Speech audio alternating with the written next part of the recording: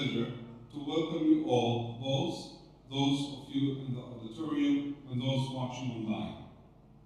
We have an extraordinary group of more than 300 businesses and government leaders here from more than 55 countries around the world.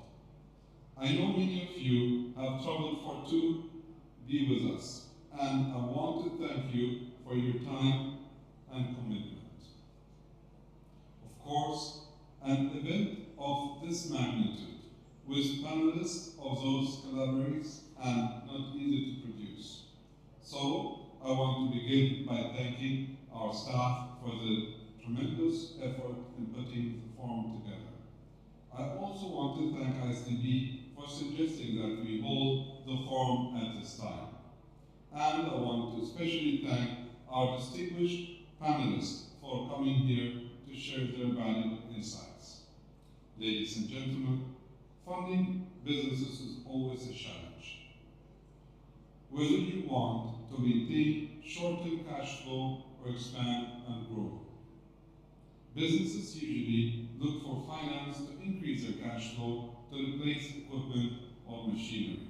But the most common is to develop or introduce new or better offerings. The good news is that there are virtual methods and valuable ways to do available to finance businesses. It goes from traditional like loans and overdrafts to flexible like debt finance and trade finance. You're probably familiar with the traditional funding options, but the more innovative type may suit some businesses better and be best used for. Dear guests, we at ICD, as the first and only Islamic multilateral development organization in the world that aims to develop the private sector in the member countries through Sharia compliant and compatible financing solutions. We believe that there is a tremendous number of options available that will help businesses achieve multiple strategic objectives that are aligned with the world-recognized SDGs. There is no doubt that stepping into Islamic finance, green finance, or ethical finance could help not only businesses, but a whole ecosystem to grow faster and more solid. Ladies and gentlemen, at ICD, before, during, and after coronavirus outbreak, we see ourselves as development catalysts in rapidly changing environment. Hence, need to intensify efforts to normalize relationships between financial institutions, SMEs, corporate institutions, policymakers, and government leaders, with objectives to develop the backbone of all economic, namely the private sector. Ladies and gentlemen, it is obvious for all of you to know the current crisis that are also the Russian-Ukrainian war and its effect on food crisis and its effect on energy crisis. We at ICD will be focusing on those two particular sectors during this time period to close some gaps and ease some of the challenges that might be faced. Dear guests, this event is just the beginning of the long journey that ahead of us. We hope it will become an annual gathering, and as the founding group of attendees, we hope you will help to build a community and community of people working on the issue we cover here. We could have asked for a better group to be leading this. We couldn't have asked for a better group to be leading this work, and want to thank you all again for being part of it. With this being said, I'd like to express my sincere desire for successes of this event and wish for fruitful deliberation. At the end, I pray to Allah, the Almighty, to guide us in our efforts to overcome the challenges ahead of us and help achieving the welfare and prosperity of the world. Thank you very much.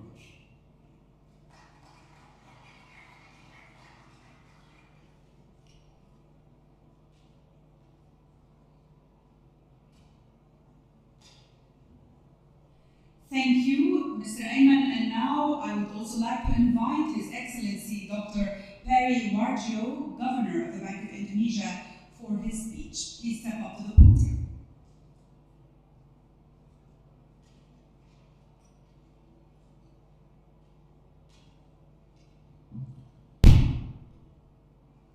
Bismillahirrahmanirrahim. Assalamualaikum warahmatullahi wabarakatuh.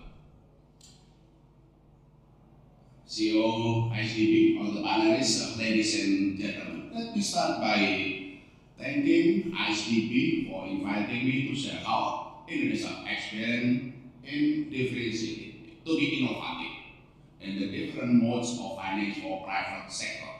But beyond that, I thank ICB for the relentless commitment, very strong commitment to finance of many Indonesian positive and fruitful projects. Next slide, please. We are living in very challenging world.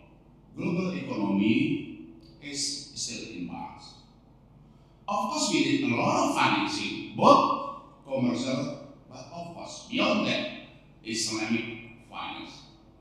But if you look around the whole in Islamic finance, mostly are traditional, bank financing, at most sukuk. We need to be innovative. We need to be more go out and creativity in financing a different mode. And this is the experience of Indonesia that I want to share with you. Next slide, please. Look around the global Islamic finance. Of course, we are seeing some increase. But look at the structure of the financing. Most of the structure of the finance of Islamic, either commercial, banks, and there is some also mudarabah. We need to do a lot of innovative in the structure of finance, still Sharia compliant, but to meet the increasing difference variety. Next slide, please. If you look at different financing in the Islamic finance, we are not looking only on the commercial bank, but we also on the money market, capital market. But now there is an emergence of digital finance, crowdfunding, and how to deal with this digitalized financial services. Not only big project, but also small project, SME, agriculture. This is the different modes that we need to be innovative as well as collaborative, as well as also to be forthcoming on those aspects. Let me just share the 5 Islamic mode of financing innovation in Indonesia. First, I will share about cash wakaf link sukuk. Second, about sukuk link akaf. The third, about securities crowdfunding. The fourth, about Islamic public-private partnership. And the last one, the new invention about Islamic revolving fund. Just to show that Islamic finance can be used, a big project, medium project, small project, can be used as infrastructure financing, but as well as for the social financing. Let me start with the first. Next slide, please. This is that we have a collaboration between Ministry of Finance, the Central Bank, and of course the National Wakaf Board, whereby the Ministry of Finance use as sukuk, and we create a securities cash link wakaf sukuk and to do the retail. And we are promoting this for mobilizing the small and retail wakaf. Mobilizing this as cash link wakaf sukuk. Minister of Finance can do the financing for the infrastructure, but use this as underlying to issue cash link wakaf. And National Wakaf Board can use this to mobilize to the society.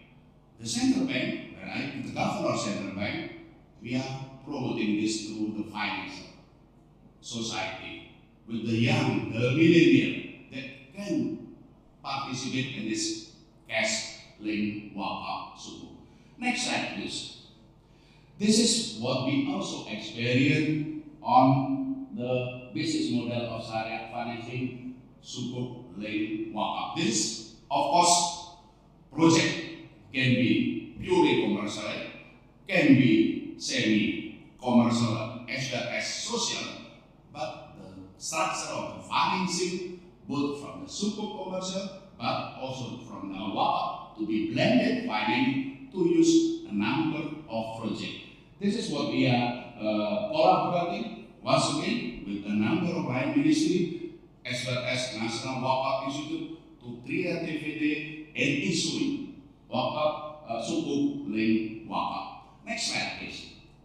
This is what we are issuing, what we call it securities crowdfunding, using digital finance through the fintech for SME financing. We are working, Central Bank working with Financial Service Authority for digital finance through the fintech, where the securities crowdfunding for the SME can be developed, and then this will be issued by organizer, and once again for the retail investor, both commercial as well as also for social finance. Next slide, please. And you know this because ISDB is also participating in the Islamic PPP project, and one of the new projects which is also listed also participation from the ISDB on the infrastructure as well as on some of the downstreaming of our national industry, where the collaboration between public, private financing can be structured to finance a big project infrastructure as well as downstreaming of our industry. Next slide, please. And this is where we are to be also innovative in Islamic revolving fund, where we, from the national budget, we have revolving fund. Used to be this budget is directly financing the SME funding, but now this budget to be allocated to a revolving fund, and this can be generated to issue a number of financing, not only for Islamic cooperative but also Islamic boarding school as well as also some of the social finance. Inclusive. Next slide. Let me 3C, which is creative in mode of the financing in Islamic. Not only confined for commercial bank, not only confined for capital market, but also creativity in a number of financing, be it commercial, social, or blended commercial and financial. Second, this is where in a number of emerging countries, developing countries, where the role of regulatory. The government, central bank, financial service authority need also to come forward there, working with the private to be innovative. Because a number of projects, some of them need fiscal subsidy or some of the financing or policy which is accommodated from the central bank, but to be also promotion on the Islamic finance for a number of projects. Last but not least, of course, communication is very important. A number of these issues, of course, our society, our private sector, still, of course, do not understand. This is the role of us to be communicating, explaining this, and always promoting some Islamic finance. Last but not least, the 3C. Let's be creative, let's be collaborative, and let's be also communicative. All of those different mode financing for private sector based on the Islamic finance. For big project, medium project, small project. for commercial as well as socially. Once again, thanks ISDB for commitment for Indonesia, and Indonesia continue promoting and also expanding the Islamic finance in Indonesia and globally. May Allah always provide guidance and blessing to us. Thank you very much.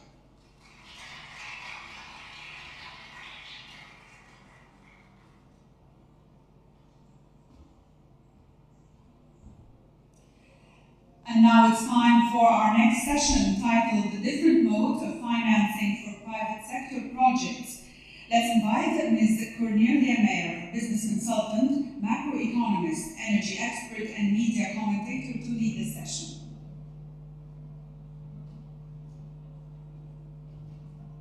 Thank you very much for the kind introduction. Thank the IDB and His Excellency Mr. Ayman Sijini for bringing us together. It's a huge honor to chair this session. May I ask my fellow panelists up? We first have Ms. Eman Babi, then we have Mr. Walid Al-Murshed, we have Mr. Abdul Kader Thomas, and obviously Mr. Iqbal Daredia.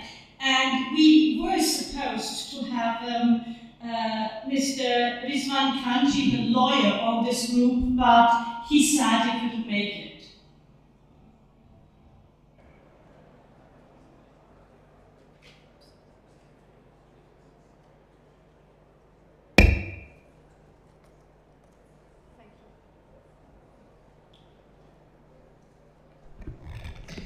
Ladies and gentlemen, as we have heard this morning, these have been a tough few years. We have had a pandemic. We now have a war in the Ukraine with huge impact on food security globally, and especially also in this region and in Africa. And therefore, there's a lot of financing needed at a time when we've been in quantitative easing as for a decade or so, and now we go to quantitative tightening and interest rates are rising. So a lot of project, a lot of needs, where to find the capital. This is why we're looking here at the different modes for financing private sector projects. And obviously this is very Islamic finance focused, and I would like to thank His Excellency the Governor of the Central Bank of Indonesia for the wonderful, wonderful introduction he gave us. So we're talking about Ijara, Musharaka, Murabaha, and obviously also Sukuks. So the resilience of asset-based financing solutions in times of crisis and inflation has become important, as has the ability to use Islamic finance products to finance SMEs. So we will discuss all of this, and as I said, I have a fantastic panel. You couldn't have better experts if you scour the world wide and far. Let me start with Mr. Abdul Kader Thomas, who is the CEO of SHAPE for Economic Consultancy, and he's really one of the foremost thought leaders on Islamic finance. Mr. Thomas, Islamic-based finance is one of the fastest growing asset classes, only probably overshadowed by ESG finance. Can you give us a dimension of just how fast it has grown? And for all the panelists, do have a look at me every now and then when I put these scary glasses on. That means time's up, because we do need to manage time a little bit. You have 3 minutes, sir. Bismillahirrahmanirrahim. Thank you very much, Cornelia. I'd like to thank very much Your Excellencies and ICD for this opportunity to share with you. We've seen CAGR across markets exceeding 9% for Islamic finance in most countries. And so where is this coming from? It's coming from organic growth. So countries that have had Islamic finance for some time are having more growth, more development across silos. And the Central Bank Governor of Indonesia gave us an example of a country that just 15 years ago had a very limited Islamic finance market, that today has a very dynamic and expanding market. So beyond organic growth, there's the important role displayed by the Islamic Development Bank Group. And this is really reaching out into the member countries that have a core social and cultural interest in Islamic finance. And so we've seen each part of the IDB group play a role in developing some element of the market or the sectors that require Islamic finance. And through that, we see effectively IDB Group is like the tip of the spear. As it enters into a market, it brings forward knowledge and opportunities within that market space. And so we've seen many countries go from zero Islamic finance to issuing a sukuk through a government entity to eventually having windows in their banks and so on. And we have some great examples here in the audience. You know who you are. We have a delegation from Uzbekistan which has followed exactly that model. Then when we look at two other factors, we've seen a number of countries, Egypt is one, Kuwait is another, Malaysia was an early mover, adapting their legal frameworks to make it easier to have Islamic banking, to make it easier to have Islamic capital markets. And that allows, whether it's international participation from the capital markets, led by ICD in many cases, or domestic champions to support the growth of capital markets activities. So that's been really an exciting element within the market space. Where we have some trouble, and why maybe we have limitation on capacity, on our growth, is capacity development is actually weak. And the two weaknesses on capacity development are the users, our customers don't know what the product is, and the providers. Many of the bankers are only just now, as we sit here, learning what the product is, how to offer it in a logical way, in a beneficial way to their markets. This is great. Essentially what you said,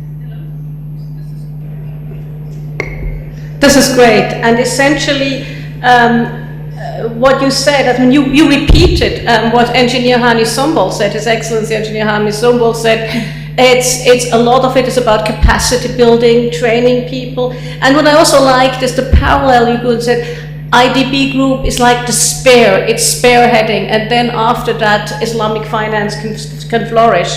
But I would like you to be just a wee bit more specific now with my second question to you, just quickly. We've seen some great examples presented by His Excellency the Governor of the Central Bank of Indonesia.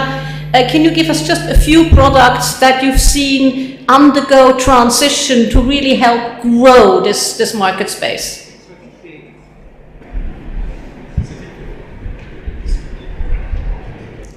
So I think one of the first elements that we've really seen is understanding how to use Tawarat. I know it's controversial for many people, but it's often the easy adapter for many countries. It's the one that the central bank understands the best. What's interesting about the Central Bank of Indonesia is they banned it. And when they banned it, and Oman did this much earlier, one of the benefits was they forced their bankers to become more creative. And that caused a new adaptation of musharaka or mudaraba type products into the system, creating some different opportunities for the market. Now, you're going to see something within the next year. The controller of the currency in the United States, which administers national banks, is going to approve community banks in the United States to use revenue-based financing products. And that means that banks will be able to have mudaraba funding products in the US, whether or not they have an Islamic window. So we have 3 banks with Islamic windows. We have a 4th bank getting an Islamic license. And we've seen frequently that if something is done in the UK or the US, it often it has a positive rebound into the Arabian and emerging markets of Africa and Asia. Well, that's really good, and I sort of like the again your analogy where you say, you know, the central bank, again the spearhead is the central bank. You need the central bank to kickstart this whole thing. And when you talk about central banks, I'm now going to the device owl in, if I may say so, in ICD, Mr. Iqbal Daredia, who is the advisor to His Excellency Mr. Ayman Sijini, the CEO of ICD. And as Mr. Thomas, I think, has pointed out extremely well, we do need a regulatory framework to cope with it. So what sort of frameworks, laws, regulations are necessary to be created so you can have a thriving ecosystem of Islamic finance? Mr. Iqbal, the floor is yours.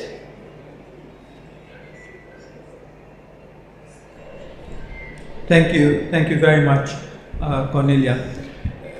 In terms of the capital market products, specifically on the sukuk side, if there are emerging markets who want to establish the necessary regulations, they have to take into consideration various factors.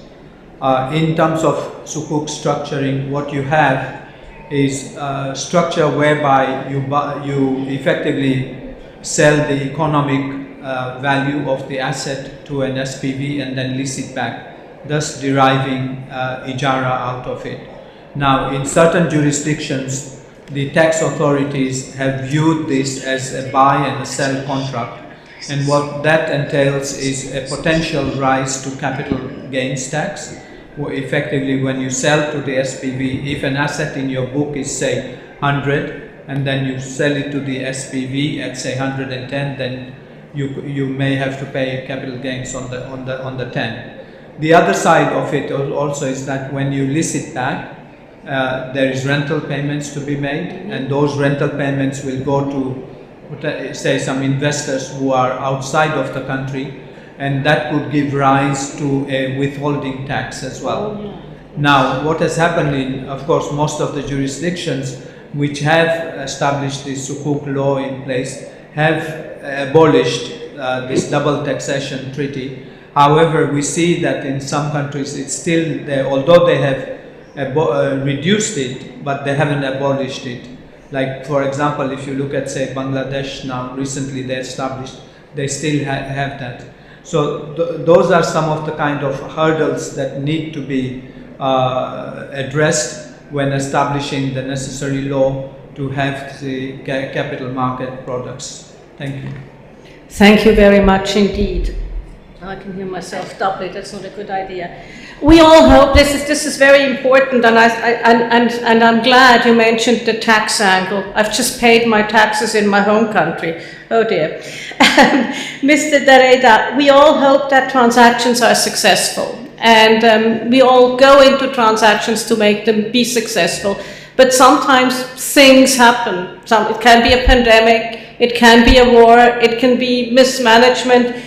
So how do you look at Islamic finance products when the going gets tough? You know, what are the workout mechanisms, and how does one get oneself, out of a tricky situation? And again, what are the legal requirements that countries have to consider when they start establishing that Islamic finance ecosystem?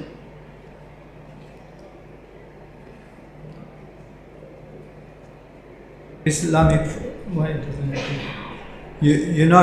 finance is very interesting in that we work like partners in this sort of situation. Effectively, if there is going to be a potential default, then we sit down with the issuer as a working group and try to have a workout situation. For example, you can either extend the tenor of the sukuk, or you can give a period whereby they don't pay anything. However, if it's a case where you can't do any more than that, then what happens is under the sukuk structure, effectively you have a trust, and then the trust would be abolished. And with it, when the trust is abolished, then you have the assets that are in the trust. They would be probably sold, and all the creditors would have entitlement to those assets under the pari passu effect. However, that's the last resort that Islamic finance will want to pursue, and if they have to pursue that, then they have to get at least 75% of the sukuk holders' consent to agree on what kind of action that needs to be taken. So that's how, in the event that there is a default on the sukuk side, the actions that you would take. Thank you. Thank you, that's very interesting. And I was just thinking of one more thing here, which is when you have a traditional loan, if you need to unravel or undo the loan, there's always interest rate penalties. And I understand that in your case, that's actually not the case, because there's no interest rate, so you don't have that penalty. Yes, you are right. I mean, in Islamic finance, you cannot charge sort of Yeah. effectively profit on profit, and that would tantamount to interest. So yes, you are right. Thank you. I think that's something to really consider, especially now that we've gone through a pandemic and that we have other geopolitical problems that will take their toll on the economy. Now, the next speaker is a very well-established lady. She's the general partner of the Grow in Africa Fund, Ms. Iman Wabi. And Ms. Wabi believes in impact investing, or does impact investing, and her fund is Africa-focused.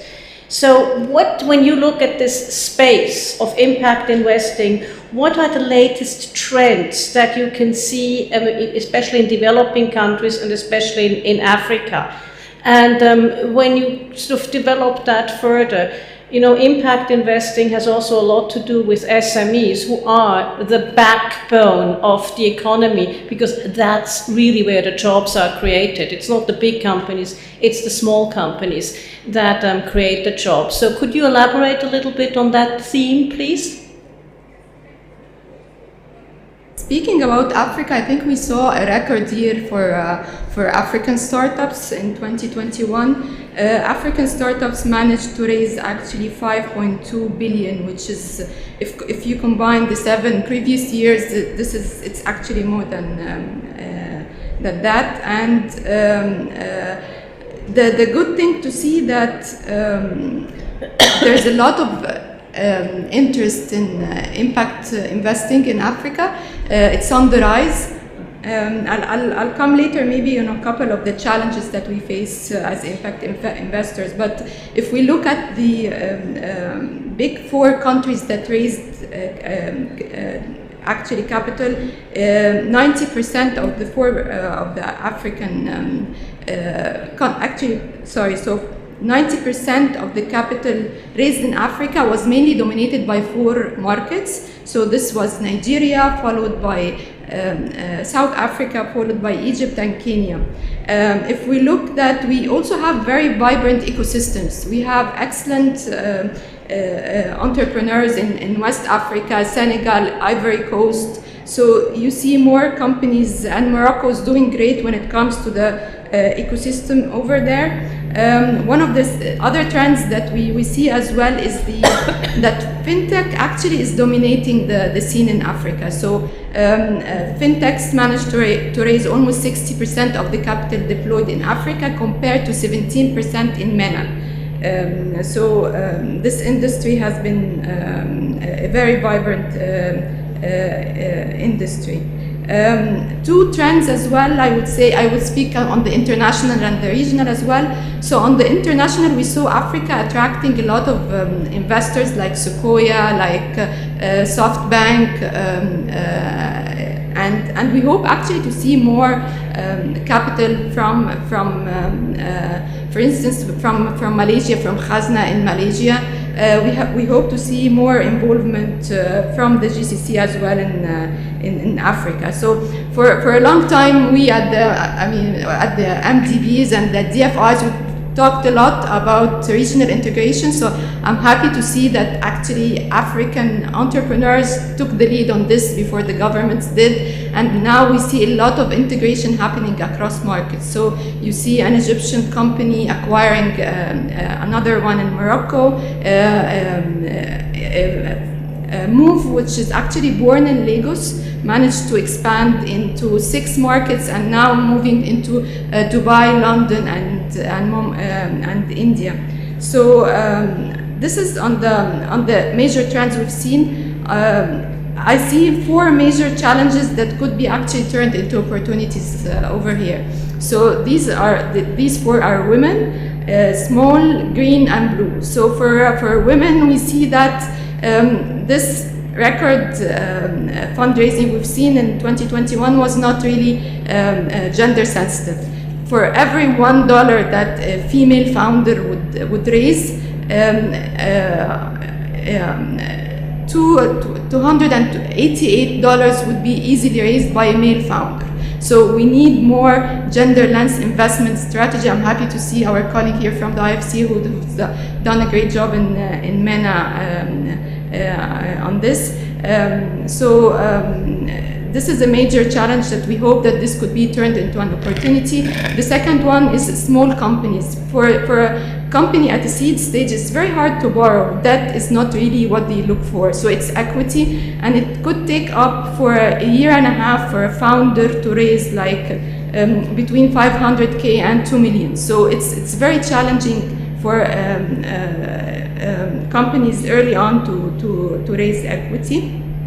I would say that we have a huge opportunity in Africa.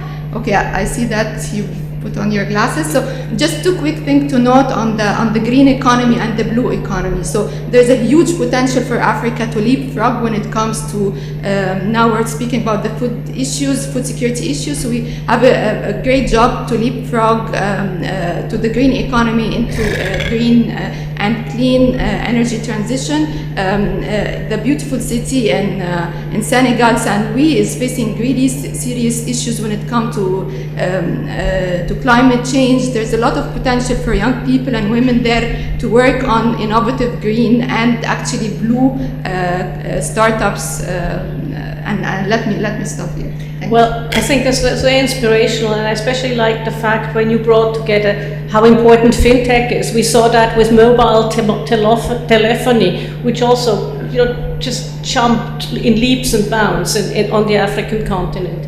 I also found very interesting, what is the mission actually of the IDB, the South Cooperation, which is really important. And obviously, as a woman, I'm fully behind you.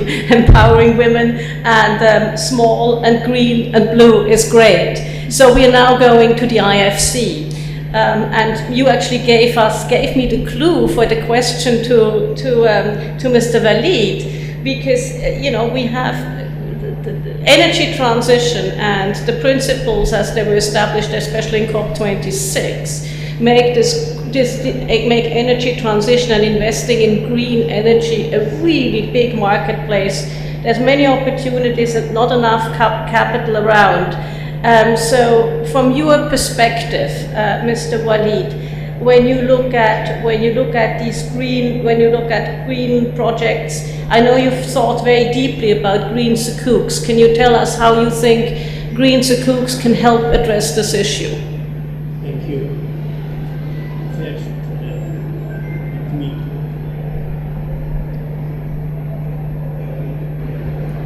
Yes, thank you. First, let me talk about the huge investment opportunity on the green and climate investment. I mean, the study that IFC World Bank did recently show there is a need of $23 trillion investment in the green and climate in the next 7 years until 2023.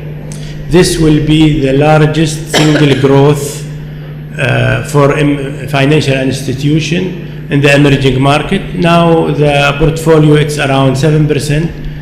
We expected this to reach 30% by 2030. The need for Middle East, North Africa, it is 265. In Sub-Saharan Africa, 780 billion need. Sukuk, it is a mean of project finance. In the market, whereas the capital market is new, there is need of legal infrastructure. I mean, as a World Bank group, we work with countries to help put together the legal infrastructure for issuing the Sukuk. And also not that only, also the issuer, the investor, the bank need to work together to establish that capital market business. It is also for non-banks like asset management company, pension fund, they should also start and focus on Sukuk. This will allow them to have a better pricing rate, size, longer tenor, and diversify of business. I mean, green bond, it's been long time in the market, but green Sukuk, it is just introduced to the market in the last 5 years. The difference between the green Sukuk and Islamic Sukuk, the green Sukuk should be funded environmental friendly project, which related to green building, solar, wind, electronic car, green transport. We have a long experience on sukuk issuing. I mean, in 2004 we issued first green sukuk in Malaysia. In 2009 we issued sukuk between Dubai and Bahrain. This year we issued the first bond, green bond in Egypt with CIB, $100 million. That is great, and I'm going to ask you the same question as I'm going to go back to Ms. Eman as well. Where do you see for the IFC? How do you see the Islamic finance portfolio growing, and how do you see it growing with other IFIs? You know, there's the World Bank Group, there is the African Development Bank, Asian Development Bank. Do you see it also gather momentum in those institutions? Yes, sure. I mean, this will be opportunity for IFIs, especially the demand for Islamic, as mentioned by several of my colleagues. But I can give you an example about especially the green sukuk, green bonds investment. I mean, in the World Bank Group, we put a target of 35% of all investment that should be on green and climate. In the last 5 years, we managed to invest $150 billion US, 80 billion from our own account, and we mobilized 70 million. The need of Islamic financing, it is in Middle East, especially in GCC. I mean, if you establish as IFC company like leasing, we've been putting a new leasing company in different country in the region, and this is also leasing about itself. It is Islamic, and now most of them we give them green loans that will help moving to next step to be sukuk. Also in the Saudi market and UAE market, there is a lot of sukuk has been issued recently, and it's oversubscribed. Yeah, that's very true. And forgive me for sort of being maybe a little bit controversial. The IDB is leading in this, the other IFIs are following. So a clear leadership role for the IDB. Well done. And the same question actually in a different format to you, Ms. Eman. You know, when you look at impact investing, I look at ESG, it's actually quite compatible with Islamic finance. So, you know, they're very compatible principles. When you look at impact investing, what is the role of Islamic finance in that, and how do you see it grow? Well, I think both the Islamic finance and impact investing, they can play a huge role in as a great enablers and for the implementation of the SDGs. I would highly recommend that different MDBs and DFIs actually would support and provide kind of a technical assistance to the to SMEs when it comes to impact finance, because young entrepreneurs sometimes very much focused on their business. They really need to know more about measuring and managing impact, so this knowledge is very important, and hereby I would say it would be great to have the ISDB setting up a kind of a knowledge forum like TICA, if I recall, something that would help VCs in member countries and entrepreneurs in member countries to exchange knowledge, networks and partnerships, because access to finance is not the only problem facing entrepreneurs. Yeah, as Mr. Sumbul pointed out so many times, it is also the knowledge. Now, we have the best experts that you can find in the world here, and we would be remiss if we didn't let the audience ask their questions. We'll have for about 2 or 3 questions. Might I ask you to ask your questions precisely? Short questions, we don't want comments, we want questions so the experts can answer and tell us who you would like to answer. So do I see a hand here? Anybody wanting to ask a question? Yes, madam. Can you please bring the microphone to the lady in blue? Could you identify yourself and your organization, please? I apologize. My name is Fatima. I come from Senegal. My question, what is the minimum and the maximum for sukuk by states? The minimum dollar and the maximum dollar, what the states can bring for the sukuk? I guess that goes to Mr. Daredia and maybe also to Mr. Thomas. You need to...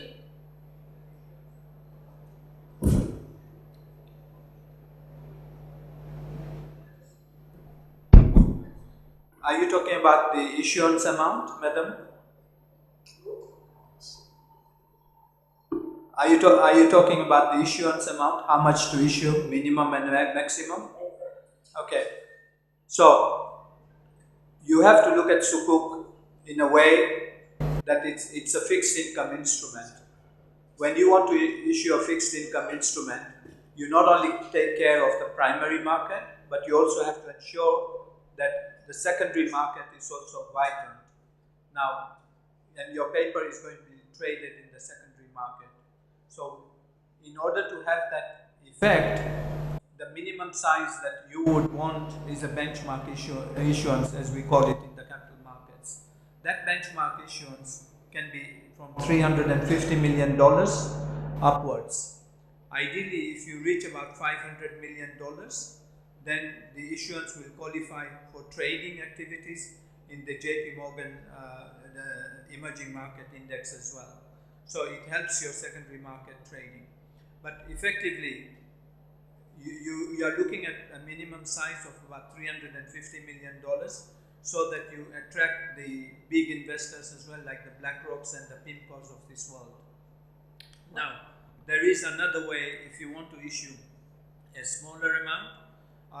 In that case, then what we have to do is what we call, we put in an MTN program under the program of, say, whatever it is, $500 billion, $2 billion for a certain period of time, and you know that you are going to come repeatedly to the market, and therefore under that program we can issue smaller sizes. Let me give you an example. Last year, the Maldives government came to us at a time when tourism was totally at a standstill because of the pandemic, and they wanted funding requirements. And so what we did was that we put in a program for them for $1 billion, and under the program, the first issuance that we did was $200 million. Effectively, they had a Eurobond in the market, which was yielding to maturity 21%. What we did was we did a tender offer on that. We took out the $200 million of the conventional bonds, issued a sukuk at 10%. So effectively, they got a good deal out of that. Then they said they want another 100, and then another 200. So all in all, we did $500 million for them, and this was under the program that we did. But that one was an exceptional case in the sense that Maldives was the Minister of Finance was able to sell the story to the market, and that's how you can do a smaller amount. Fantastic. That's really great, and I like this incremental and then building on the increments. I also like the idea of attracting the big boys, of this world, the Larry Finks of this world, the BlackRocks of this world. Mr. Abdulkader, I'm sure you have some comments to this, and I would also be interested in your view on is it really what's the appetite for the BlackRocks, the Larry Finks of this world for Islamic finance products?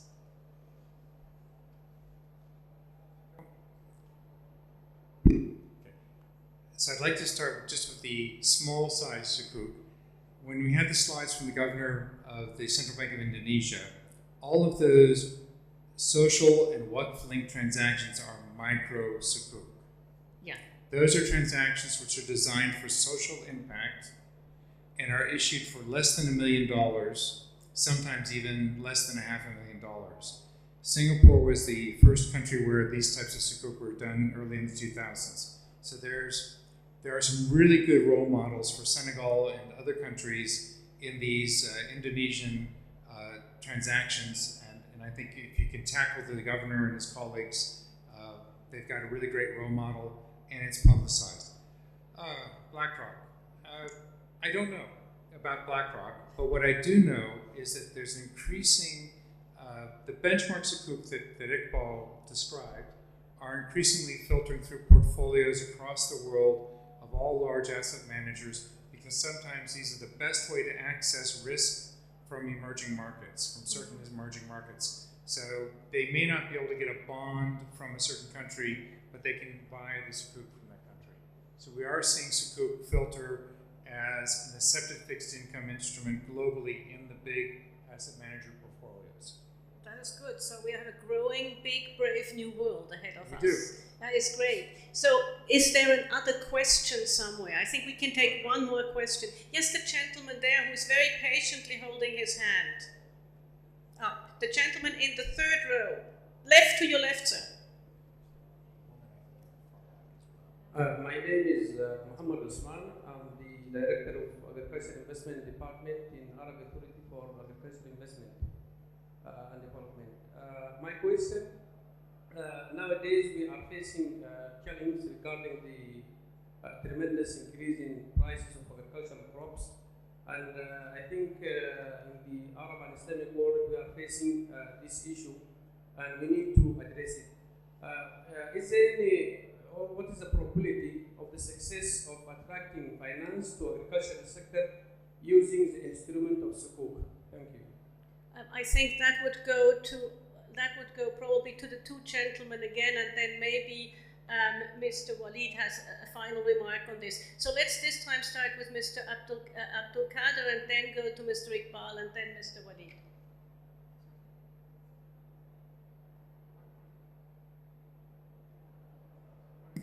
One of the important concerns for the agricultural sector is scale, and the second concern is where's the output going to go? And for that, my gut feeling is in many of our member countries in Africa and Asia, we need to have domestic sukuk markets for that to be impactful. We will not find it easy to bring overseas investors into that area.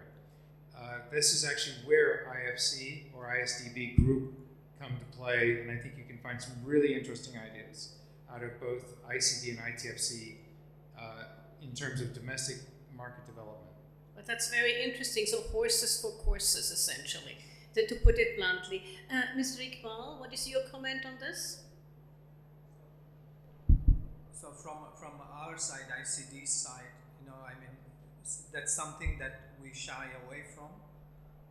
It's very difficult for us to provide financing into a third country and then try to manage the exposure over there, unless we see very strong sponsors behind it, and then we know exactly the use of the funds and how we are going to be paid back. Then only we will consider through a sukuk structure. Otherwise, as ICD, we tend to shy away from. That's very interesting, because when I started out in my investment banking career at Citibank, I was told that you can do oil, you can do anything, but don't do anything that's perishable. So which makes sense. Mr. Walid, what is your comment on this? For issuing sukuk, it takes time. Especially in our region, especially if we don't have the legal infrastructure right.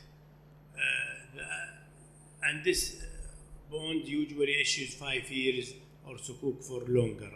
And the need that you mentioned, it is maybe to cook for short term, 1 to 3 years. This could be another opportunity to take an Islamic loan for this.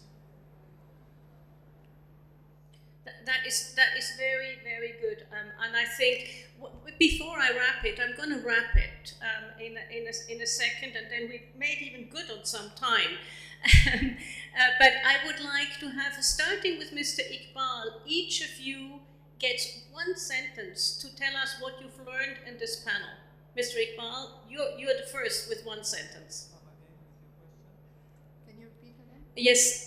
What have you learned? One sentence only. What was new? What have you learned in this panel? Listening. Very good. Ms. Iman? I think it's knowledge sharing. Knowledge sharing, excellent. Mr. Walid? Also, what we hear from the speakers, the need for Islamic financing and the growth expected for Islamic finance. And Mr. Abdul Qadir? I'm really excited about the opportunity for Islamic finance to hook up with the impact sector.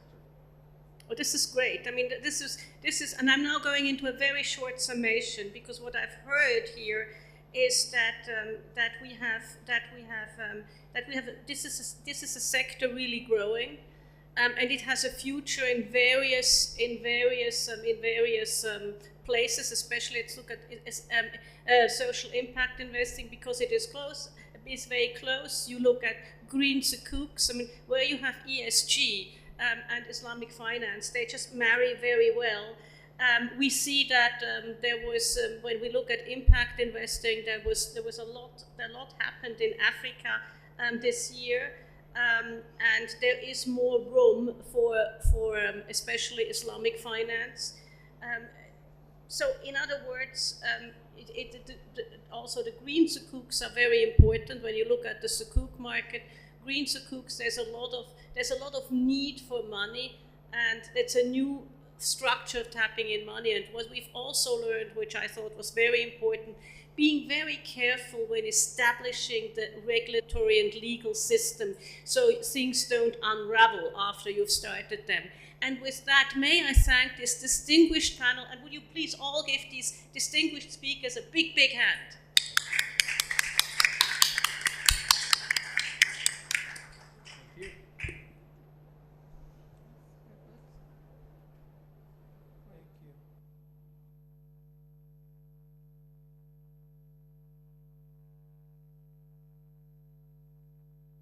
I think we now have a networking coffee break, but the master of ceremony, our boss, is here.